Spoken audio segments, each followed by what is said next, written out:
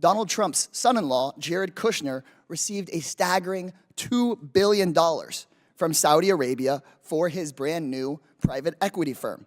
And while Hunter Biden never had any say over U.S. policy, Mr. Kushner got this $2 billion 6 months after working in the White House as a senior advisor on Middle East policy.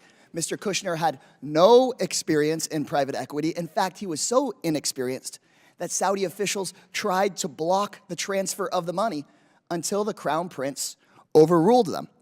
While working at the White House, Mr. Kushner pushed through a $110 billion weapons sale for Saudi Arabia. I'm finishing my point and then I'm happy to talk about it.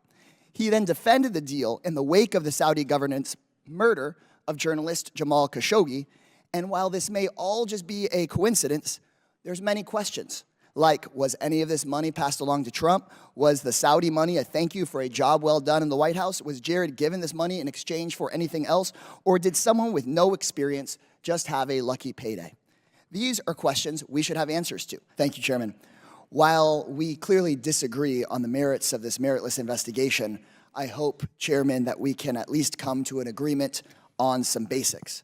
I believe that you and I can agree that presidents and White House officials should not be unduly influenced by foreign powers.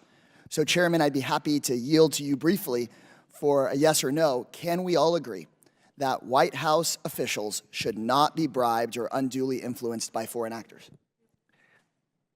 It's your time. You can ask. We have witnesses here. I would assume that you would agree. We have witnesses. If you want to ask the witnesses question, or you want to waste time with me, I'm not wasting time with you. I think that we've been disagreeing all day. I hope we can come to an agreement that White House officials should not be bribed or unduly influenced by foreign powers. I think you and I agree on this point. I see you nodding your head. I assume that that is a yes.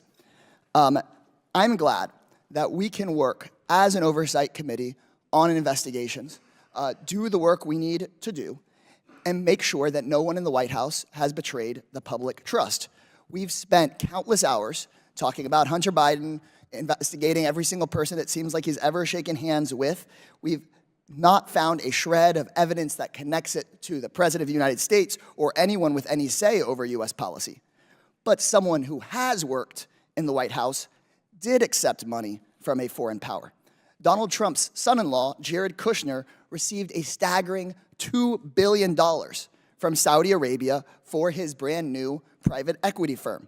These are questions we should have answers to. Would the gentleman yield for a second? That the Oversight Committee should look into. But we can just add another question.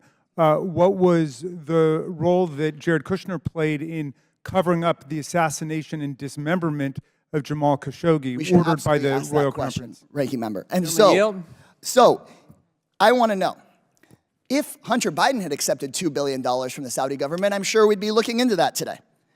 And, Mr. Chairman, I believe we can agree that there should not be undue influence in the White House, and I believe we should be able to agree that we should look into these questions about Mr. Kushner. And in fact, Mr. Chairman, you were on CNN and said, quote, I've been very vocal that I think what Kushner did crossed the line of ethics. And then in our deposition of Hunter Biden the other day, when we were discussing Mr. Kushner, you said, Mr. Chairman, and I quote from the deposition, when we deal with influence peddling, we'll ask about Jared Kushner. Well, today's hearing is titled Influence Peddling, so we are here. So, Mr. Comer, I would love to hear from you.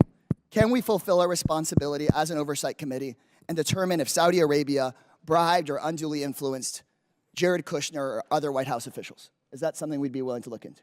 We've already had a conversation with Ms. Porter. I'm going to answer one time. Ms. Porter and I have pledged to work on influence peddling legislation. We'll take up all the people who have been accused of influence peddling. We'll try to determine whether Jared Kushner has a real business.